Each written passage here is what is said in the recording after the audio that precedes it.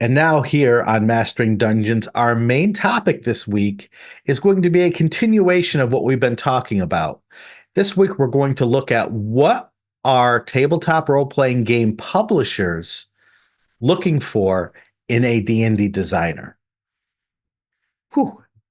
So over the last few weeks, we've talked about, what skills should you have as a game designer? How do you break into the hobby?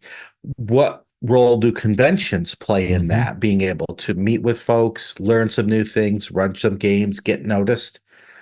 What we decided to do then was say, I wonder what a game designer or game publisher like Wizards of the Coast or maybe some other smaller third-party publishers, what do they want in a game designer that they hire either for freelance work or for full-time work? So I went to the Wizards of the Coast website and said, let's see who they're hiring. And they have a list of their employment listings. And so there were two specific D&D focused writing based or design based ones. And one was a game designer for D&D. The other was a D&D product architect. And both of these had a what you'll do section and a what you'll bring section to show what they expected you to perform in your duties and what they wanted you to have in terms of experience to do that job. Yeah. And we'll go through each one, but Teos, is there anything you wanted to add just in terms of the overall scope of this? Yeah, no, I think this is a great approach. In fact, for completely unrelated reasons, I had somebody who was charged with creating some job positions, and they were asking me for some advice. And I said, look at the Roll20 job postings. And sadly, they didn't have any that were of the type I was thinking, where I know that Roll20 did something where they said, like what you'll bring. And then it was what you'll be doing like X months from now. I'm going to make this up and say it was like, 3 months from now, and then 6 months from now, and then like a year from now. And I'm making up these time periods, but it was something, right? It was a phased blocks in there that really showed you. And I thought this was a really great way of looking at it. You may come in doing a certain thing, and then once you get up to speed, your job will change to add additional pieces. And it was a lot better than I think a lot of job postings, which will just sort of put this immense number of things you might be doing to where it confuses you. Like, how much do I need to know how to do that right now? Or will I be, ramping up to handle them? And so I love that Roll20 approach, which is an important part of this conversation, that sometimes these things that are being listed here are things you can grow into, right? And so after we looked at the actual employment listing, we reached out to some people in the industry who are in charge of overseeing freelancers who run their own TTRPG companies to get their perspective on what they are looking for, both for long-term employees as well as for project freelancers. And so we will cover that as well over this segment of the show. So for D&D Designer, what are you going to be doing at Wizards of the Coast? You are going to conceptualize and design substantial portions of D&D products, especially game mechanics, with guidance from project leads. You will analyze and incorporate player feedback to create best-in-class RPG content. Love that term.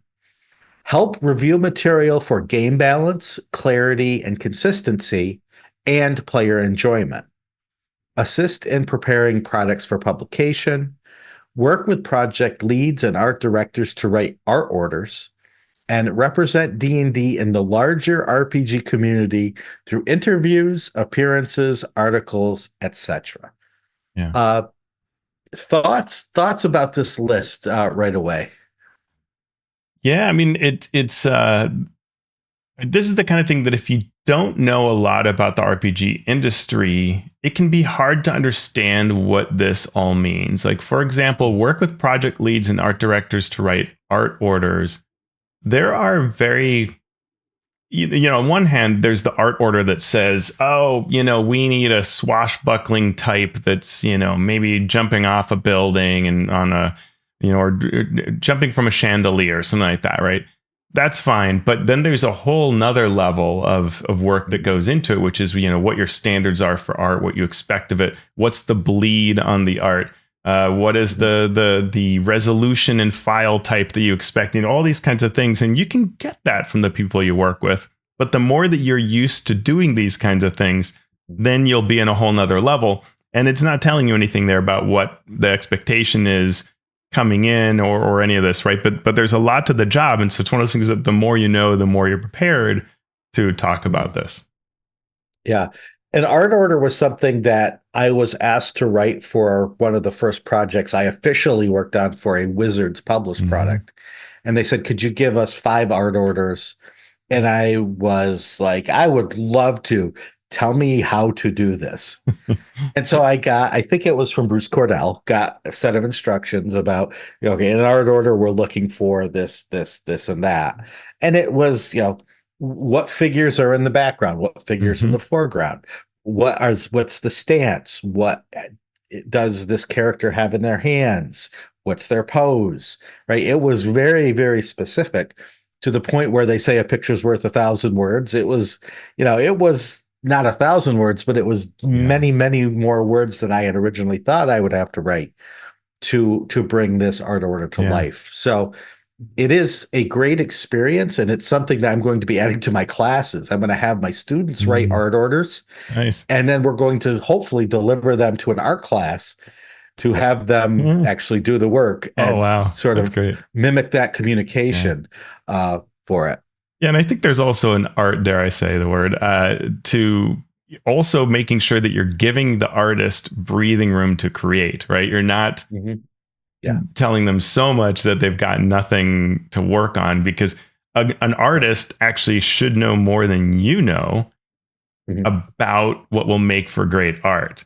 So you want to give them those pieces that will help them make the right kind of art, but that the actual composition or whatever, that they will have some freedom in that to make it work properly, or give you a couple of different sketches, right, if that's what you want, so you can look at the sketch phase and make smart decisions.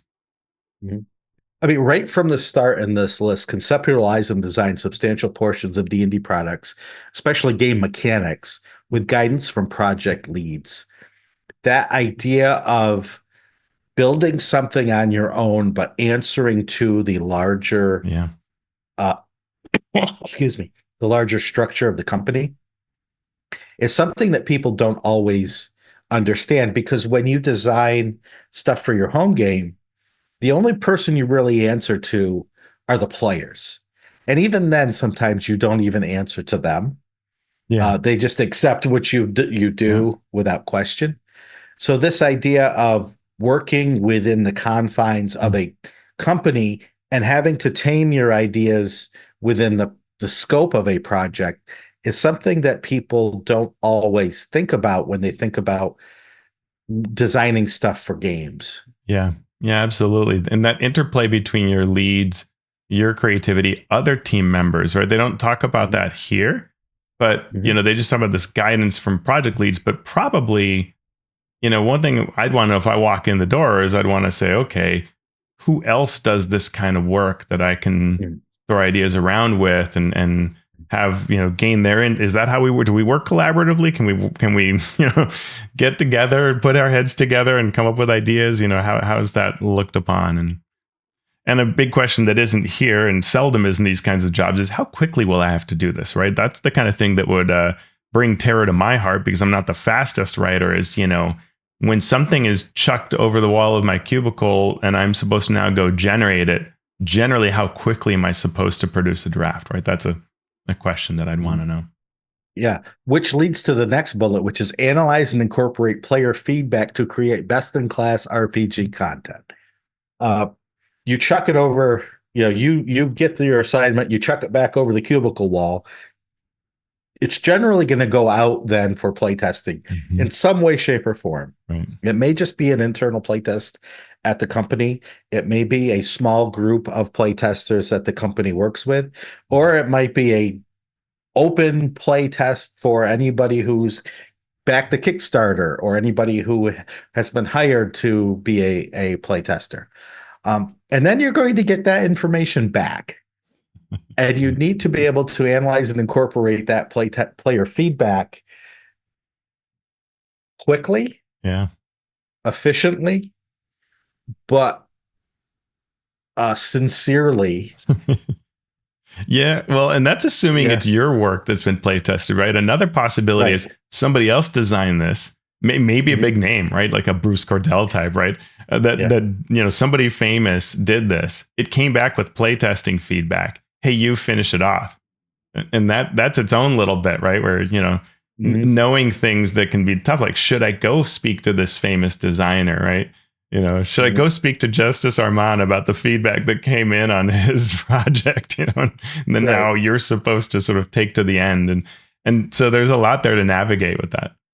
Mhm. And it is a lot to navigate because sometimes you get a lot of feedback. Mm. Sometimes you get some very pointed feedback, let's call it.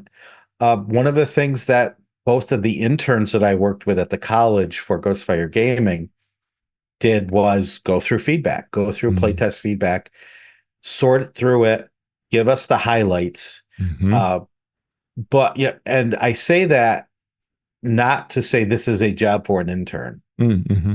but this is an important job within a design process that does need to be done by someone with the authority to present things that may need to be changed or things that need to be just gotten rid of Yeah, and redesigned completely.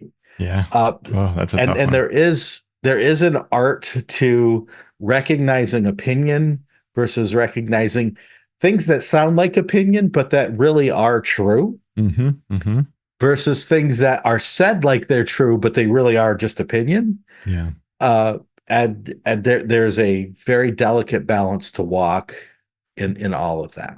Or assumptions, right? If one group tells you it was really too hard, Mhm. was it? Just that statement alone doesn't do anything for me, right? I had that happen once where a publisher said, we ran a play test and it was way too hard. And I Mhm. said, I can't honestly do anything with this feedback. It's complicated to Yeah. explain why, but that is not sufficient for me to change the challenge level. I Mhm. don't know how this DM runs things. I don't know how the Right. players play. You didn't tell me anything about the how or the why. If you can get me that data, right? Like this Mhm. encounter was too hard because this happened, then I can Right. address something. But it's just one group. It could have been a chance Mhm. thing, right? Were the dice cold? I don't know. Like it and so that ability to play, to know what to do with what the feedback is, and to know the types of feedback that are really things that you can act upon, right? That takes Mhm. some experience there. We were playtesting fourth edition, and the player who was playing the ranger Mm. rolled a series of horrible attack rolls to the point where he didn't hit. Excuse me, he didn't hit for like an entire combat, a long combat. And he wanted the feedback to be the Rangers underpowered. Needless to say, that wasn't uh, added to my notes, Yeah. but you then had to explain the Rangers player rolled poorly the entire time. That's why the numbers that we gave you look Yeah. the way they look. Right. Uh, Yeah, and I so was part of the same playtest, and our number one comment was how powerful the ranger was. right, exactly. So your example is perfect because we, Mhm. having had a ranger that was doing just fine. I forget it. I might have played them. I don't remember, but it was just so clear that these abilities were better at producing the desired outcome than the other, at will Mhm. encounter powers, et cetera, that the other classes had. Yeah.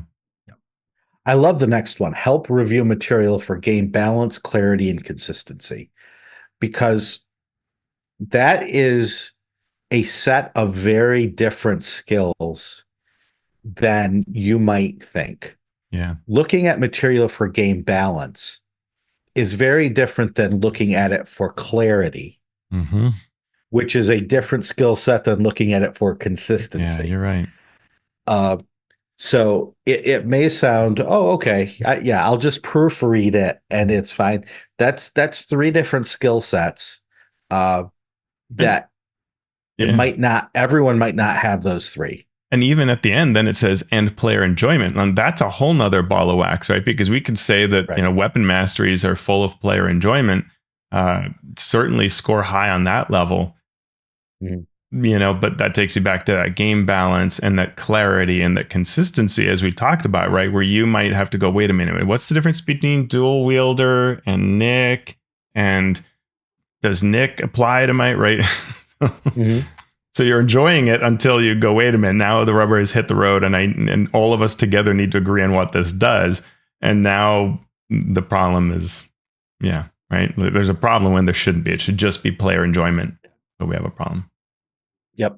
Assist in preparing products for publication. This one I looked at, and I looked at it this way, and then I looked at it this way, and I thought that could mean a lot of different things, because preparing products for publication, again, might be a completely different skill set. Yeah. So what exactly does that mean? It could mean proofreading. It could mean adding little snippets of text to make the Mm, page uh, full. right. It could mean carrying reams of paper to the printer, right?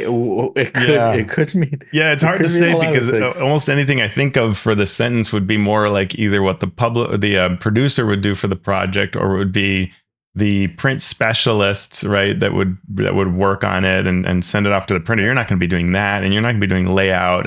But yes, maybe it is things like proofreading, Mhm. a final pass, or you hit some issue at the last minute. This doesn't fit on the page. It's too big or too small, so we got to fill it in. Uh, yeah. Yeah. I mean, I've worked with our graphic designer layout specialist Martin on a monster book. Okay, Mhm. we've got this monster book. The art goes here. We can't change that. The stat block's here. We can't change that.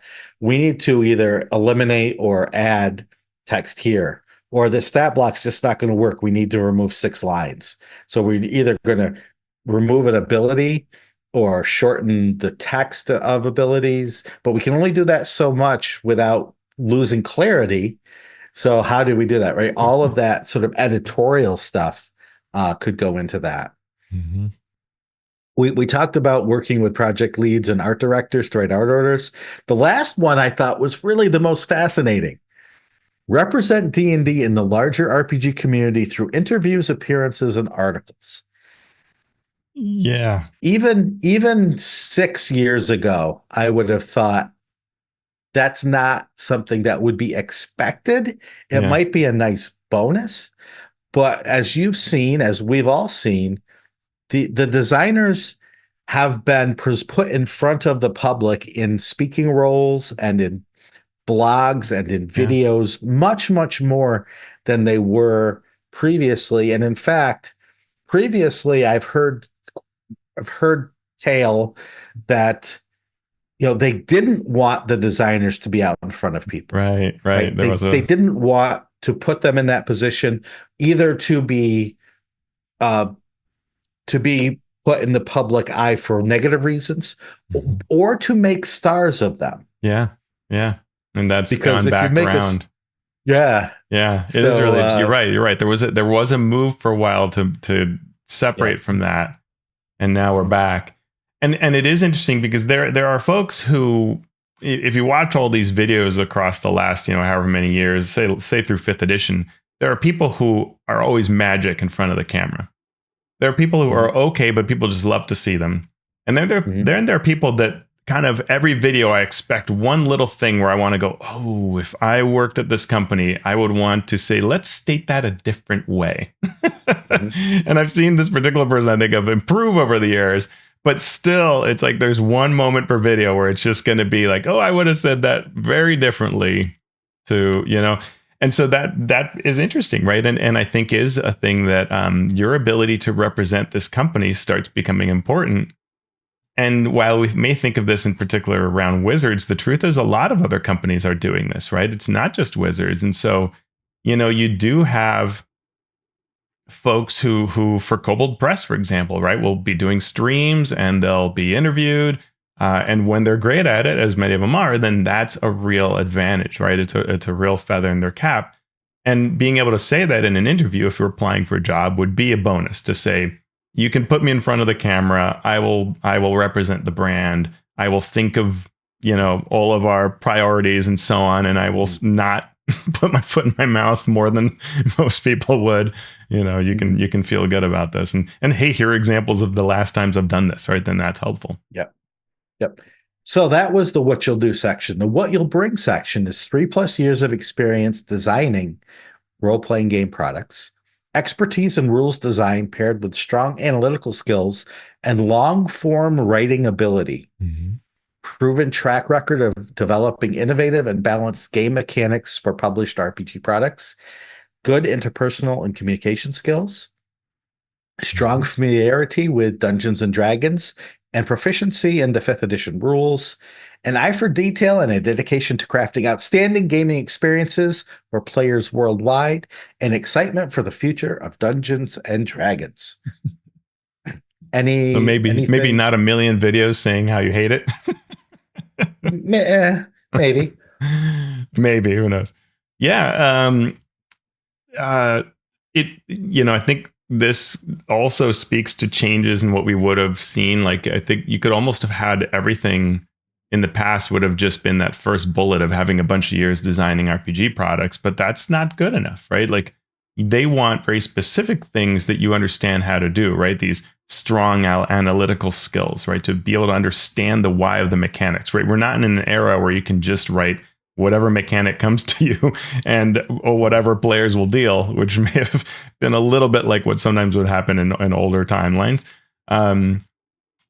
Innovative and balanced game mechanics, right? Those are interesting choices of the two words that they use there to describe the mechanics, right? They want something new, that you can come up with something and that it has a mathematical basis to it, that it isn't causing problems in the underlying structure of the game, right? That's interesting. Yeah. The strong analytical skills and long form writing ability. Having someone with both of those things is so difficult because often they're at odds with each other. And so having someone who can switch from, I'm going to write 10,000 words, and I'm also going to be able to analyze what I'm doing and break it down sort of scientifically, is it's something that very few people have an A+ status in. Right. Yeah.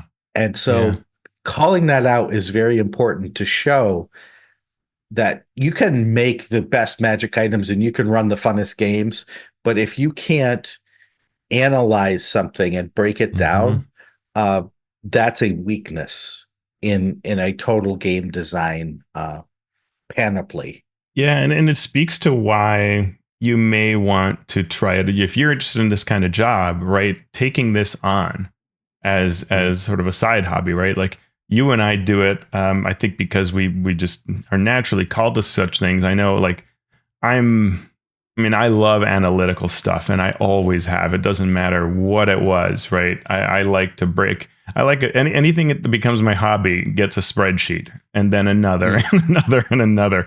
And I can't think of a hobby I've had where I haven't had spreadsheets for it to track things. And if you watch my recent videos, you can see that, right? Like, I want to break down how this works, and I need to put things in cubbies and compare and analyze, and that's a skill you can develop, right? Even if it's not your predilection, you can start to kind of do that. Take anything and just start pulling that together to develop those skills so you have some of that.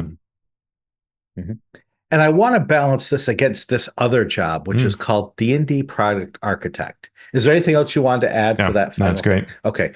So this is a job work making D&D products, but there's a slight twist to it. So what you'll do is conceptualize and drive all D&D TTRPG products in collaboration with game design and engineering teams, with a focus on innovating our playable content for digital platforms, top of funnel new player experiences, and exciting co-created releases featuring external IP. Yeah, that's a big one. That is a big one. So let's break this down into English. Hmm. You are going to envision all of these D&D products with a mind toward both game design and engineering, Hmm. which could mean digital Right. Software engineering. digital software engineering, etc. But also looking for ways to take external IP, Hmm. so things that aren't owned by Hasbro or Wizards of the Coast, and making them into a playable experience that will focus on either new players, digital players, or both. Yeah. So you can see Yeah. that there's a game design element here, Oh, yeah. but now you are spreading your wings into a whole new area. Yeah, I mean, co-created releases featuring external IP really says, do you have some expertise where you've had more than one company working together, Mhm. or maybe it's different departments, right, with different interest areas, and you're using an external IP to create this experience, right? It may not be a product even, but maybe it is, or it's a product and that's kind of interesting, right? And so that is a different kind of skill set than what we were just talking about before. Though you could have somebody in your team that has that skill set that we just talked about, but you're more at a higher level where you want to understand how these things come across. You need some business marketing experience here, right? Top of funnel, right? That idea of the marketing funnel that you get those initial experiences, your little taste, and you bring them down in and you get them more established, and then where they truly become your hardcore fans. So understanding that top of funnel new player experience, what that might mean, right? This is the focus of this, right? Bringing in people through these experiences, and that they can have a variety of media and a variety of IPs, right? That's a completely different type of job Mhm. to me.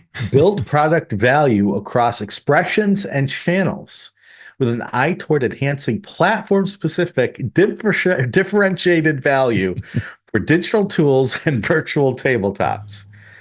And own and lead the product gating process for all major content releases. We have gone from sort of corporate speak to we are well into corporate speak Yeah. now. Yeah.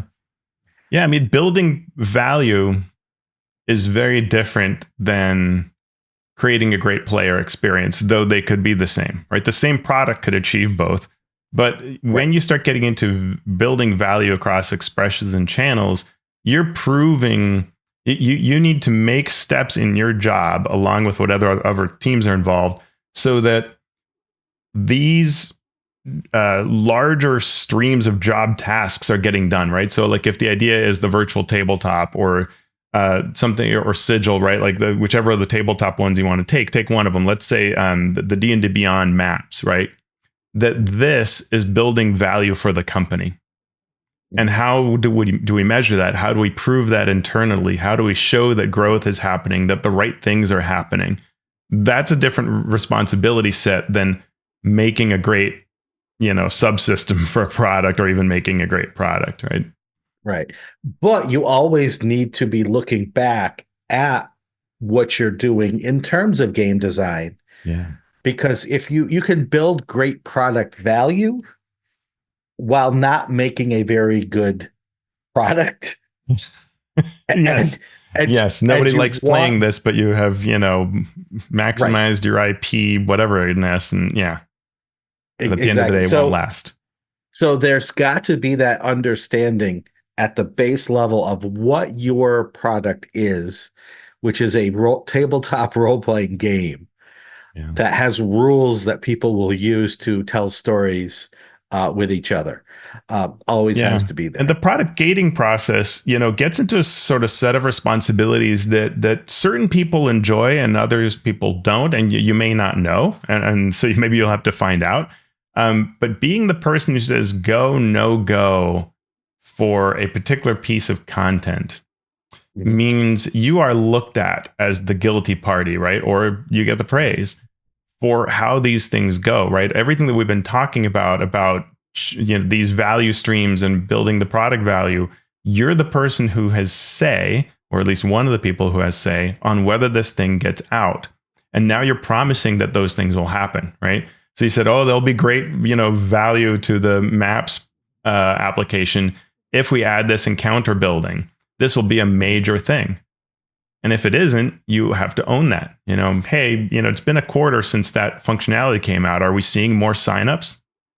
You said that would be a metric, right? And you need to be tracking that metric because you're now that's becomes part of your job is tracking this sort of stuff. You need to be ahead of it, not behind it, because you're the person who's showing this value, right? Yeah.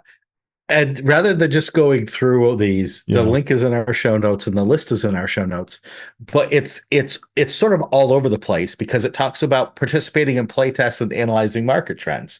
So that pulls you back into this is our game and we need to make a game that our fans are going to love, while also like, okay, how do we work with Legos to create something that will be of benefit to us as Wizards of the Coast, to Legos as a maker of little plastic toys, and sort of our combined might. And that is interesting, right? Because sometimes you have a job that you are only functioning as a sort of director, executive kind of level where you look down on these various programs and people tell you, here's what we're doing. You go, okay, yep, do that. No, I want this done differently, and so on.